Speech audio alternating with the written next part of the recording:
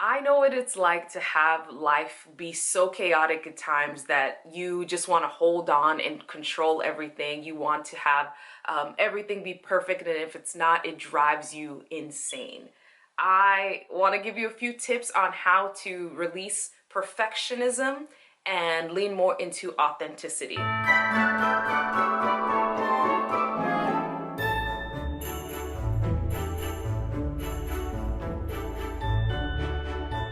Hey peeps, welcome back to the channel. In today's video, we are talking about perfectionism. Perfectionism is something that is very, very prevalent in our society. I am no stranger to it. I am naturally a very easy-go-lucky person, at least that's how I was raised.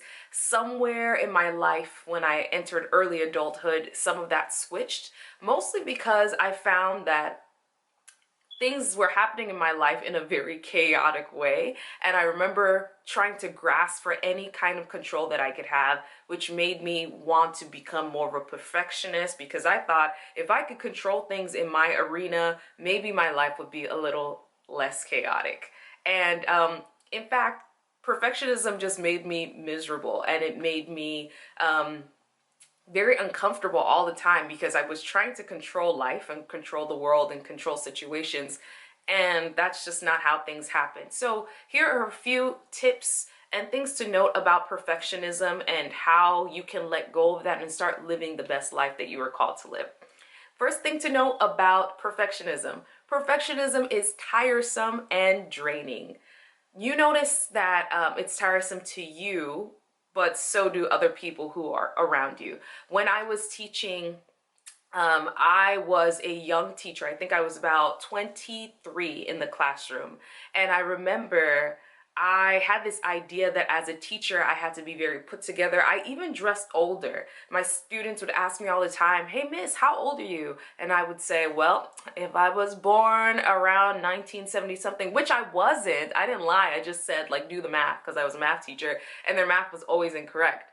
And so no one actually knew how old I was, but I was dressing older. I had this idea that I needed a more mature persona, and with that maturity came a seriousness. I remember when I was a teacher, I was just so serious my first year. I had to have every hair in place. Also, because I taught middle schoolers will chew you apart. They will dissect your outfit. They will tell you that your ankles are ashy, which was a real thing that happened to me quite habitually. Anyway, so they would like chop on me every day. So I was like, I have to come and be perfect. If not, things are not going to go well. And so at my first whole year being a teacher, I was trying to be perfect. And then the second year, I was just like, yeah, this is draining, and I can't do this all the time. And so it's almost, I'll come back to this teacher example, because it's almost like night and day when you're trying to be perfect, and then on the other side when you realize that that's not going to work.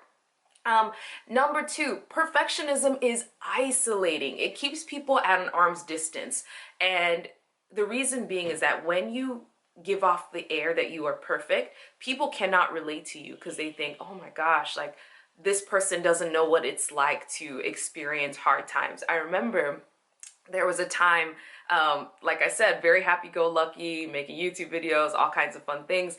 And I remember someone said to me, like, have you ever been sad? Like, are you ever upset? Which was so strange to me, because I've talked about it a few times. My brother passed away when I was 13. And so there was a whole period in my life and my family's life where we were feeling sadness on and off, like all the time for years.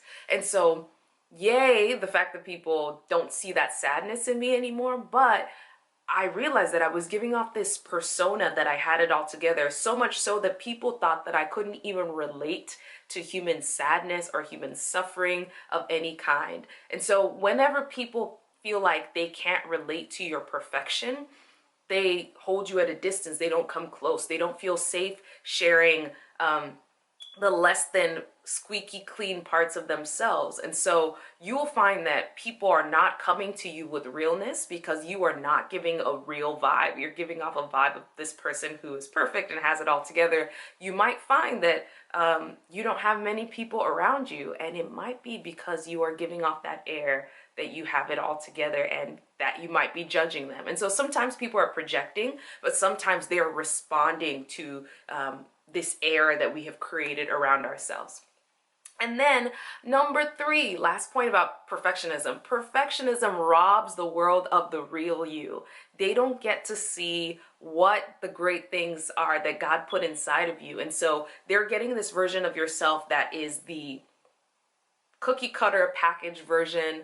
And so they don't get to really enjoy the nuance that is you.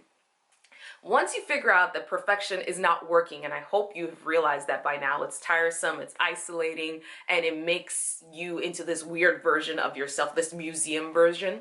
One of the things God was telling me at some point where I was in that full-blown perfectionism mode, God was saying to me, like, your life is not a museum. It's gonna be messy. There are gonna be chapters of it that's like, ugh.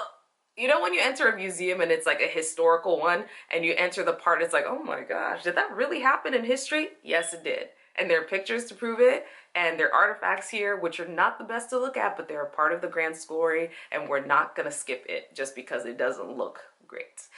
And so that's how real lives are. They're messy. They are hard to explain at times. They are uncomfortable, but they're also really beautiful in the grand scheme of things. So let's talk about authenticity. Back to when I was a teacher. Year 1, I was trying to be a perfectionist. I forgot to mention, I actually told myself, ooh, I want to look like Miss Frizzle.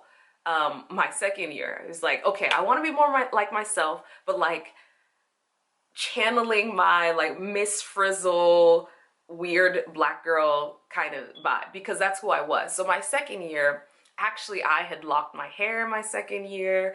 I wore not even more age appropriate clothes, more authentic to me clothes. I wore brighter colors, I wore different combinations, and I noticed that the students responded really well. And the students were like, ew, miss, why are you wearing that? And I was like, because I want to, because my sense of style is like this. And they were like, okay. And the girls had uniforms, but when they had free dress days, they'd be like, oh, Miss Como, look, I'm wearing this outfit. Don't you like it? It looks like that outfit you wore that other day. Like, they were paying attention, and they realized that all of the different teachers in the school looked very different. So it showed them a wide spectrum of all the things that they could be.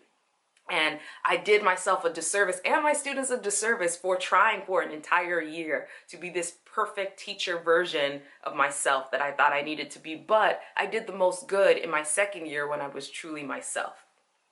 So here's some things about authenticity.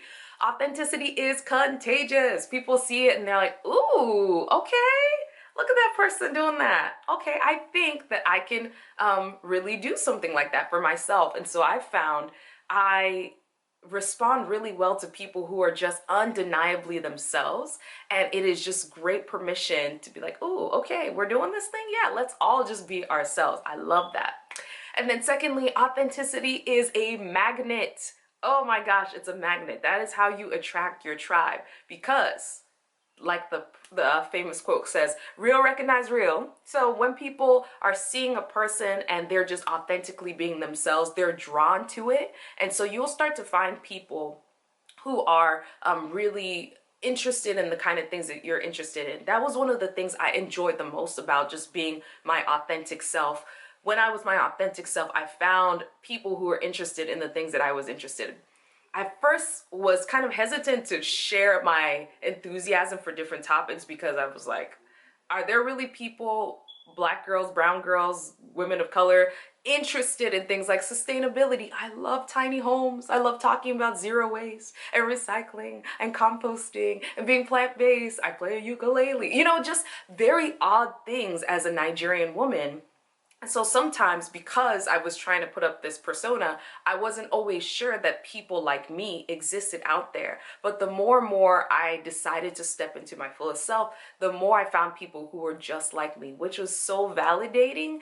And it made my friendship circle grow bigger and even more diverse. So I was attracting people from all over the place who were from different backgrounds, but shared my enthusiasm for things that I mentioned, even faith and all kinds of things like that. And then lastly, authenticity carves out room for you in different spaces.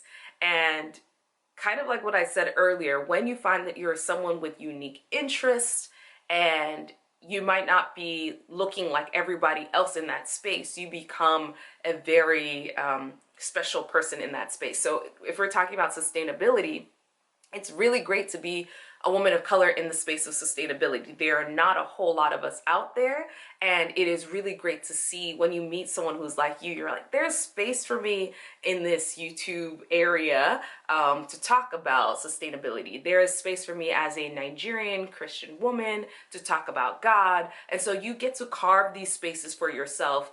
Do not limit yourself to one singular space. Know that you are a multidimensional person. You can have a lot of interests. So I hope that you are convinced to let go of perfectionism. By now, if you've been doing perfectionism for some time, you're probably tired. You're probably frustrated that you are not as close to people as you would like to be.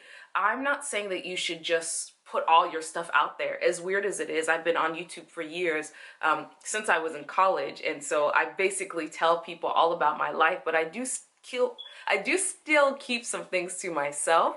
I do maintain my privacy somehow while still sharing with people out there. So not saying that you should tell everybody your whole business, but be your authentic self and share that with people so that when they're responding to you, they're responding to the real you and not some made up version that you think they want to see. So anyway, just wanted to share that. I hope that you all are encouraged to step into the fullness of who you are. I would love to meet the real you, and I'm sure the rest of the world would too. Thanks for watching, everybody. Bye.